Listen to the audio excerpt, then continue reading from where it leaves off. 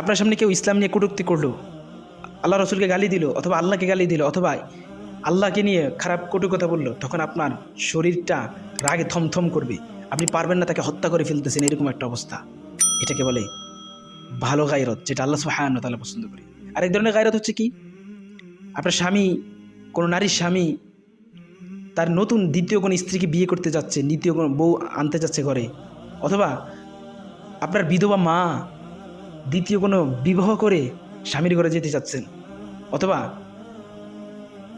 যে কোনো হালাল সম্পর্ক যা আল্লাহ সুবহানাহু ওয়া তাআলা বান্দার জন্য হালাল করছেন, তা আপনার ইগোর কারণে বা যে কোনো কারণে আপনি মেনে নিতে পারছেন না।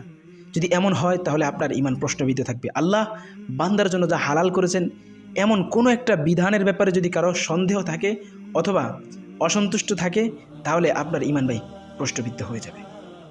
আমাদের সমাজে একটা